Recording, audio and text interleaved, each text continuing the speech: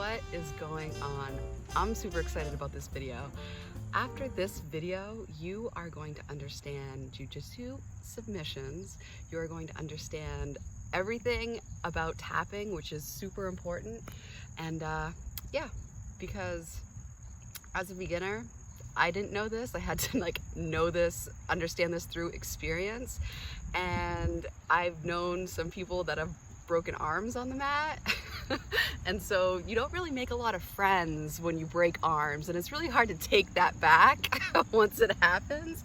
So after this video, you are going to know what to do. You're gonna know some mat etiquette, because breaking arms of friends doesn't make friends. You know what I'm saying? All right, let's get started. And when you find your passion, it ignites you as a person. You just feel awesome.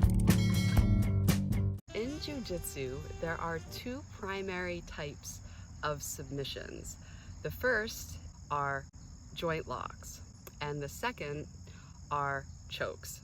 Now, joint locks are any type of submission where a joint would be impacted. So we're talking an armbar is a joint lock. We're talking Kimuras, Americanas, Kneebars, leg locks. Any type of submission where a joint is involved is considered a joint lock. So I'll explain each one separately, and then we'll go over how this applies and what's special about each type in terms of tapping, because there's definitely a difference. All right, so we have our joint lock. So if your arm gets twisted that way, if it gets twisted that way, Americana, right? Kimura. If your arm's broken right here, that's an armbar. If your knee is twisted, is bending this way, and hyperextended, that's a Kneebar. So there are different joint lock submissions. Now the next type of submission is what is called a Jiu-Jitsu choke submission. Now this happens when you have force applied to either side of your neck and you have pressure against your carotid arteries, which causes you to go unconscious. And if you hold it for longer, other stuff happens. Now the types of submissions where this type of pressure is applied, you have your traditional RNC, you have a triangle, you have different lapel chokes that you have just different lapel chokes, different ways you can use your lapels, use your opponent's lapels to perform this type of submission. Now, I remember when I first started Jiu-Jitsu, and I remember walking into the academy and there was this shirt.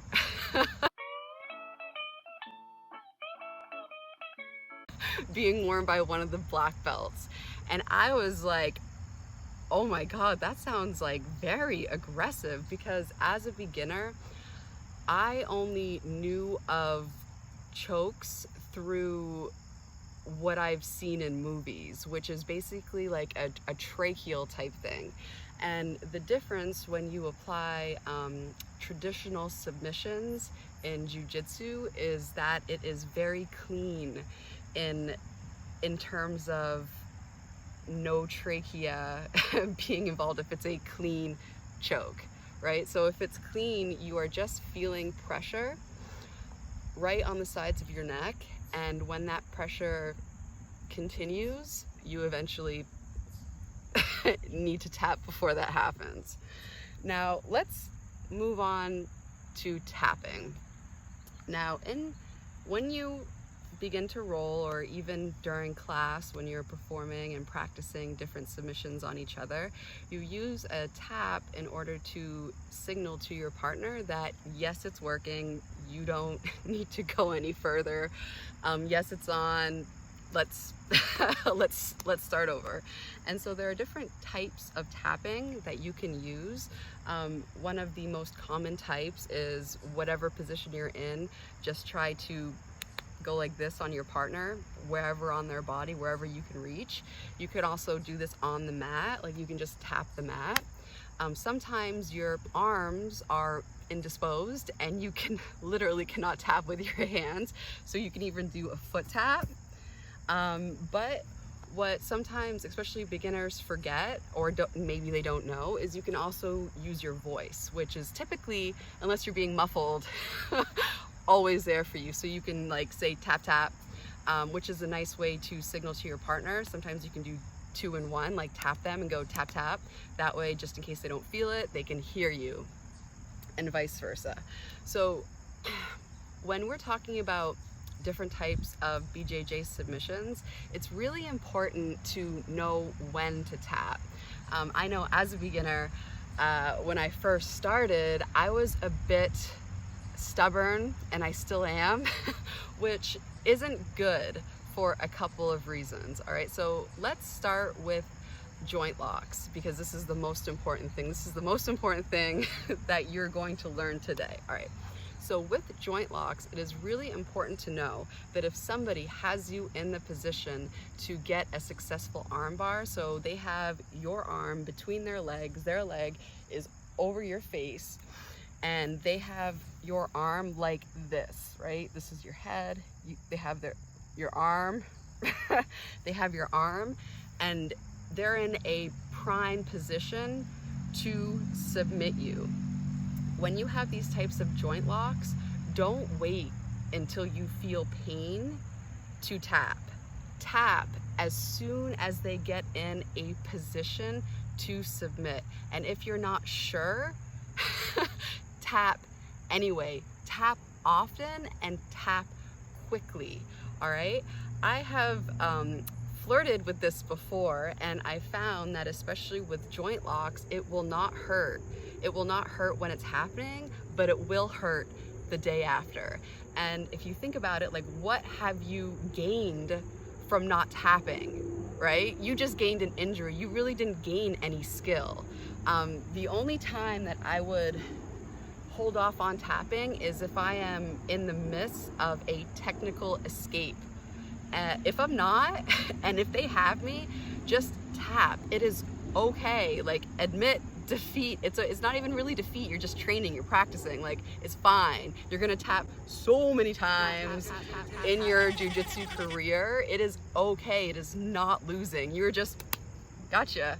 Like, please tap often and tap early, especially when it comes to anything that's joint related. If they're on top of you and they're twisting your arm like that, tap before your shoulder starts hurting. If they have your knee, if they have your leg in their arms and they are slowly extending, just tap. Tap before you feel any pain. Tap as soon as you see that they have a submission position on you, right? They're positionally set up for a submission. What else?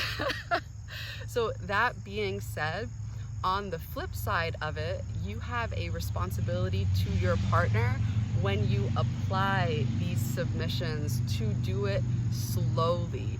So there have been a couple instances where I've been training with new white belts, and they have put on, even during class, submissions where it is just so fast that it's like, ooh, like that's not that's not good. If you are getting an armbar, you need to like apply everything slowly. If you just crank on the arm, pinch your knees, and like pop your hips up in 2 seconds, you know, you're not giving them time to tap, and you may end up breaking their arm before they even have a chance to tap. I mean, like, I'm wearing this sweatshirt right here, and we're going to be talking about some philosophy with Cobra Kai at the end of this video in regards to this. But yeah, joint locks, tap early, tap often, tap before you feel any pain. And that even goes for anytime you feel pressure on your joints or on your neck, or something just feels like it's getting cranked, and even though you know you can withstand the pain because you're tough, like, it's It's better to tap and not be injured than to prove how tough and stubborn you are. And trust me, I'm tough and stubborn. I had to listen to this, my own advice, plenty of times. All right, now let's get on to submissions where you have pressure applied to your carotid arteries. These submissions grant you more time and less probability of creating injury, especially if it's very, very clean, if there's no trachea involved. If it's a, let's say you're getting guillotined and it's a non-clean guillotine, you're getting a forearm across the trachea, you do have a percentage chance of your trachea getting bent, but you can tap way before that happens. And the person would have to be like a pretty big a-hole that's aggressive. That, yeah, typically doesn't happen. That's like 1 in a million. But anyways, if you're getting like guillotined, for instance, and you feel like your neck being cranked in an uncomfortable way, like definitely tap for that. Don't try to pull your head out as a way of being stubborn, which, guilty. But as a new beginner, just tap often, right? Tap early, that way you don't get any of these unnecessary injuries. But let's say for like an RNC, for example, you're just getting pressure on your neck. And if you don't tap, the results of that are you just go to sleep. And that is there's a lot less percentage chance of injury occurring from, like an RNC type choke or a triangle, right? So, I mean, if you wanted to play with that, you can go ahead. But there's a lot less of a probability of becoming injured if you wait to tap with a submission that involves a carotid artery pressure versus if it's a joint lock. If it's a joint lock, you're not going to feel any pain, right? Like, you can get an injury without feeling pain in that moment. Don't wait for pain to tap. Do not wait for pain to tap. That's like, all right. So what do these different submissions feel like? Like, how do you know when to tap? So like I've said before, if it's a joint lock and you see that like they have something and something is happening, just tap. If you feel too much pressure, just tap. Like, that's for a very clean style of submission where you're getting pressure here, you're really not going to feel much. It's just going to feel like light pressure on your neck, and then you go to sleep. And on the flip side of that, I remember when I think I was like a 3-stripe white belt, and I was rolling with another white belt. And I remember I was in the mount position, I had a collar choke, and I didn't get a tap. And then all of a sudden he started making this sound. It was like a sound, and I was like, what is going on? I was so confused because, it was a clean choke. I wasn't across his trachea. How come this happened? And when I like popped up, because, I was basically like this, and I was down, right? So when I popped up and looked at him, he was asleep. So that's something to keep in mind, right? If you are applying a submission and they don't tap and you hear that sound, let go because they are sleeping. That was something that I didn't know. Like, I didn't expect that sound to come out. I thought when people went to sleep, it was just completely quiet. So that sound, definitely listen for like a type of like gurgling type sound. In that case, let go because that's like also a tap. You've done your job. So basically, let's sum up everything, right? So in Jiu-Jitsu, there are 2 different types of primary submissions. There are joint locks, and there are YouTube doesn't like it when I use the word. So there are joint locks, and there are submissions where you apply pressure to your carotid arteries to cause your opponent to sleep. For joint lock submissions, apply them slowly so your partner can tap, right? Do not put them on fast. Do not put them on aggressively. Like, that is bad. When you are on the receiving end of a joint lock submission, tap early, tap often, tap before you feel any pain, because don't mess with that because you can get injured even if you don't feel pain, if you wait too long to tap. Now, for submissions where there's pressure on your neck and you can fall asleep, definitely, you know, obviously tap to those two as well, but there isn't as high of a risk of getting injured as joint locks. You know, the only type of injury there could be is if it's an unclean choke and your trachea is being involved, and yeah, if your neck is getting cranked. Now for tapping, tapping is like on your partner, anywhere on their body. You can go tap tap with your voice at the same time. You can go with your foot. You can do it on the mat, do it on their body, do it with your voice. Like, all those are great ways, because sometimes you're just kind of pretzeled up. You literally don't have an extremity to tap with. So never, ever, ever, ever forget that you have your voice, and you can use your voice to tell your partner, it's good, let's restart, you got me. All right. So moving on to, if you have not seen Cobra Kai, figure instead of rolling around on the mat, hugging each other, maybe they'd like to learn a real martial art. I highly recommend it. It's like a really good series.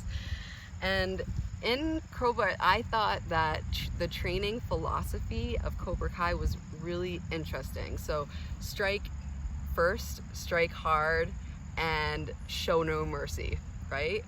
So strike first, strike hard, and show no mercy.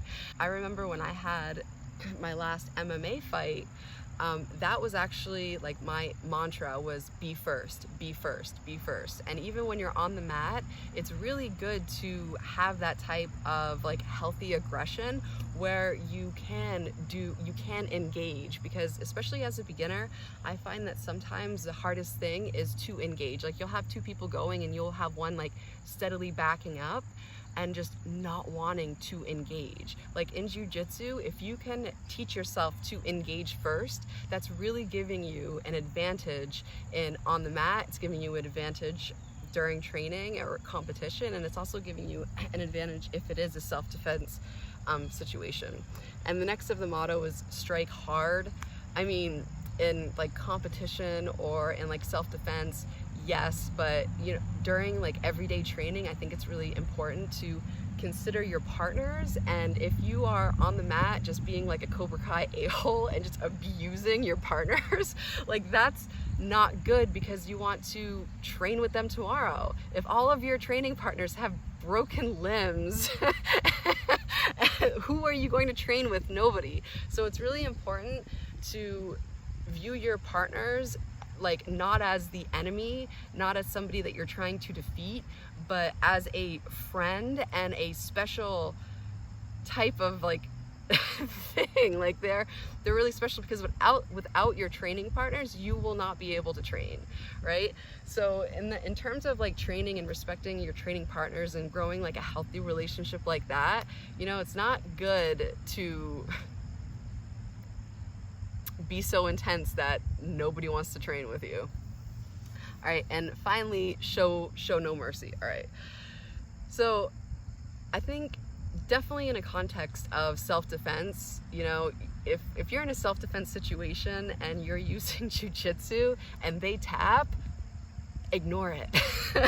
That would definitely be the instance of showing no mercy.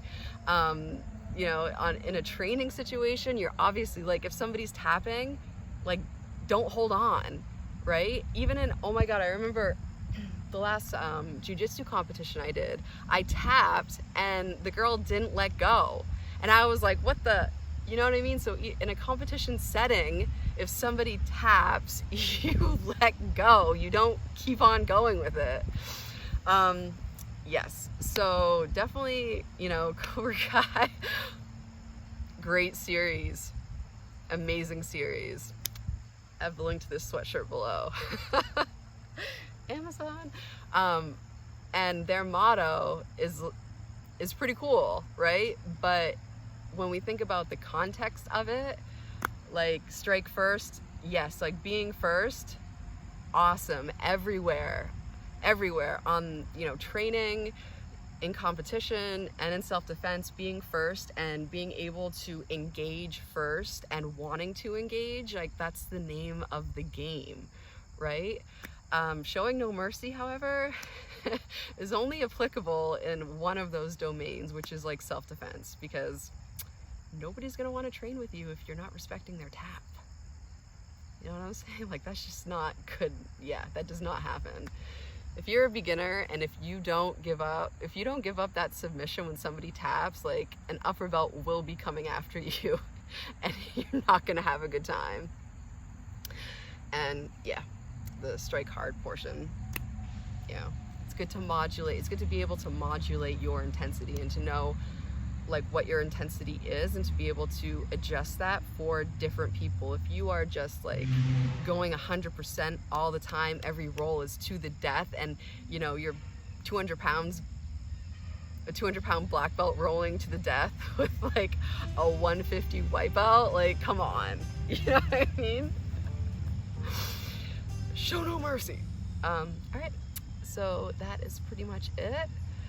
So remember, joint locks, tap early, tap often.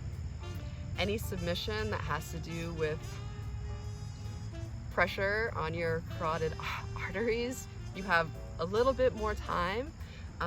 If you don't get a tap from that and you hear some gargling sounds, let go, because they are sleeping. And you can tap in various ways. You can even tap verbally. And you know, if you've seen Cobra Kai and you know the motto, it is applicable, but it all depends on in which context. And if you get the context confused, then nobody's gonna want to train with you if you break their arms. All right, till next time, bye. Oh yeah, and if you have any questions, realize bjj@gmail.com.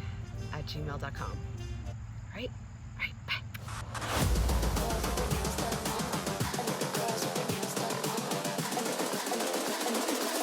I think the girls with their nails done now.